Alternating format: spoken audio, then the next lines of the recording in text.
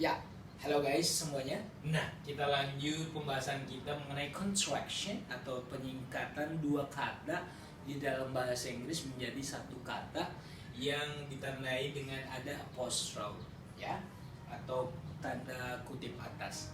Nah, sekarang kita mulai dengan kalimat I'm fine. Nah, ini gampang banget karena hanya subjek I yang menggunakan to be am. Jadi di sini pasti am, ya. Berarti I am fine. Saya baik-baik saja. Ya. I'm okay. I'm good. Ya. Oke. Saya ingatkan contraction itu biasanya subjek dengan to be atau subjek dengan auxiliary. Ingat penjelasan saya mengenai auxiliary dan to be. Jadi kadang-kadang subjek dengan auxiliary atau subjek dengan to be, atau nanti models dengan not, to be dengan not. Kalau itu gampang banget and, ya. Nanti kalau yang not itu hanya n apostrophe yang artinya not, ya. Nah, kalau ini kan gampang banget. Nah, kalau yang ini kita perhatikan dulu, ya. I am fine. I'm fine. I'm okay. I'm good. Oke. Yang kedua, she's good. Oke. Apostrophe s nanti bisa diterjemahkan is, bisa was, bisa has. Nah, clue-nya adalah seperti ini. Kalau di depan apostrophe s-nya itu adalah kata sifat atau bukan kata kerja, kata sifat, keterangan, seperti ini contohnya good. Nah, ini pasti is atau was. Nah, kalau was nanti kalau ada misalkan saya buatkan seperti ini. She's here yesterday. Nah, karena di sini yesterday berarti to be-nya adalah was bukan is. Berarti apostrophe s di sini adalah was.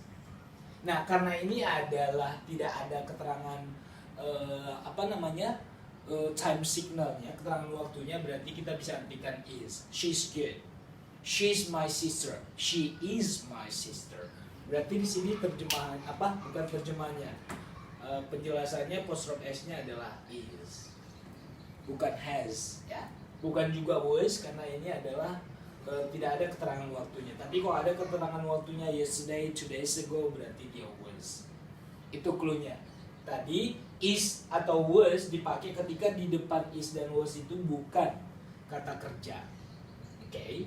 Ataupun nanti kalau kata kerja dia harus verb in. Nanti saya jelaskan lagi. Seperti ini, he's looking at us. Nah, ini karena dia pakai in di sini, guys, ya. Berarti ini adalah is. He is looking at us now. Dia sedang memperhatikan kita. Dia sedang melihat kita. Jadi boleh to be diikuti oleh kata kerja, tapi kata kerjanya harus bentuk verb in. Atau kalau dia nanti bentuk pasif, dia harus bentuk ketiga. Ya. Kalau bentuk in berarti contohnya saya sedang berdiri, I am standing, bukan I am stand. Enggak boleh. I am standing. Kamu sedang melihat saya, you are looking at me. Kamu sedang mendengarkan saya, you are listening to me. Nah, jadi subjek ditambah to be harus di depannya verb in. Kalau bentuk pertama nggak boleh, I am come nggak boleh. Kamu mengerjakan tugas, you are do nggak boleh. Ya, you do atau you are doing. Ya, I come atau I am coming. Ya, jadi nggak boleh I am come, you are do, she is swim, nggak boleh. Ya, oke. To be boleh ditambah bentuk ketiga kalau passive voice. Contohnya makanan ini dimakan. This food is eaten. Ya. Saya dilihat. I am looked by you. Saya sedang diperhatikan. I am viewed by you. Oke, saya dilihat oleh kamu. Ya. Jadi dia di. Jadi boleh to be tapi harus di depannya bentuk ketiga artinya passive. Nah, karena di sini adalah bentuk verb in, berarti di sini to be is. Karena subjeknya he, berarti di sini adalah is. Apostrophe s ini adalah is, ya. Oke. Nah, ini sama-sama apostrophe S, tapi saya bilang tadi kalau di depannya adalah bentuk ketiga, nanti ada auxiliary have, has, dan had. Ingat, yang tiga ini artinya telah di kalimat perfect. Ini harus, kalau ada kata kerja harus bentuk ketiga, artinya telah Contohnya telah melakukan, saya telah melakukan, I have done. Dan berasal dari kata do, did, done. Dia telah membuat, dia perempuan. She has made some cookies. Nah, karena di sini adalah kata kerja bentuk ketiga, berarti di sini she has. Berarti di sini jawabannya apostrophe S-nya adalah singkatan dari has. Sudah paham? Oke. I'd like to call her. I'd like. Nah, di dalam bahasa Inggris guys, ada frasa would dengan like tidak diterjemahkan kata per kata, tapi artinya adalah ingin atau mau, ya. Ingin atau mau. Ingin atau mau. Nah, karena ini juga would harus ditambah di depannya bentuk pertama. Ini bentuk pertama, berarti ini terjemahannya apa? Dipanjangkan berarti would. Ya. Ini bahasa Supanya, I would like. Would you like to go with me? Would you mind? Would you like to go with me? Would you like to meet me? Ya. Would like artinya ingin atau mau. Berarti ini sering disingkat memang, I'd like to. Ya, saya mau. Ya. Oke, I'd like to call her. Saya mau menelpon dia. Oke.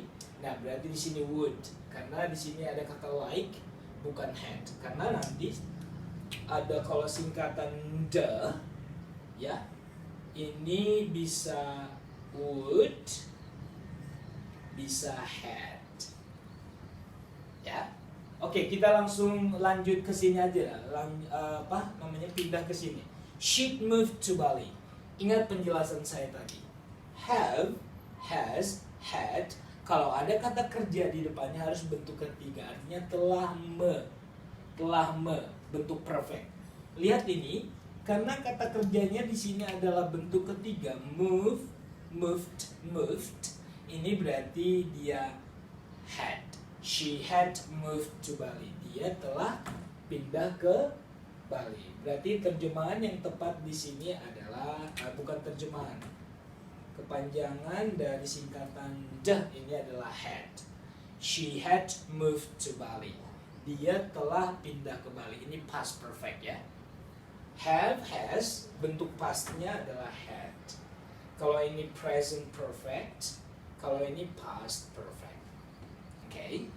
Nah, yang sudah memahami tenses mungkin sudah paham. Nah, yang tidak memahami tenses, lihat aja clue-nya. Kalau di depan apostrophe D ini adalah bentuk ketiga, bukan kata like atau kata kerja bentuk pertama, ini pasti had. Tapi kalau di depannya ini bentuk pertama, kata kerjanya berarti would. Oke, jadi bedakan nanti would dengan had. Oke, kalau ini gampang banget guys. Hanya hanya will yang disingkat dengan o. Jadi it'll be fine berarti will.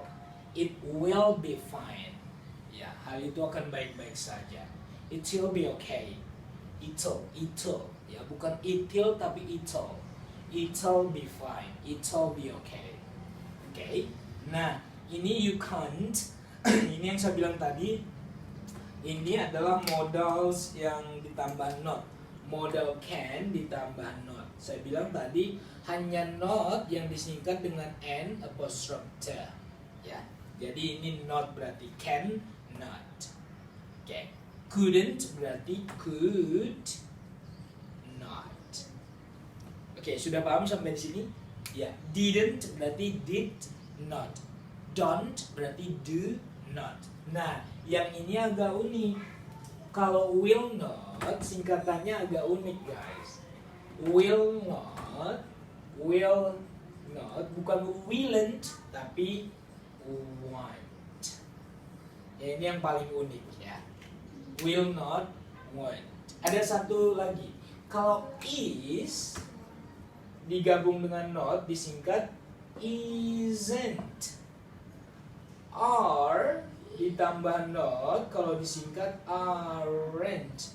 Ada 3 to be di simple present. Is, am, are. Am ditambah not nggak boleh amn't, ya. Harus tetap am not. Jadi nggak boleh amn't, ya. Ini nggak boleh, ya. Khusus untuk to be am ditambah not nggak boleh digabung amn't, disingkat nggak boleh. Harus tetap dipisah am not, ya. Hanya to be is are ditambah not yang boleh disingkat menjadi isn't dan aren't. Sedangkan amn't nggak ada. Oke. Nah, penjelasan singkat saya ini mudah-mudahan membuat kita lebih memahami konstruksi atau struktur dalam bahasa Inggris.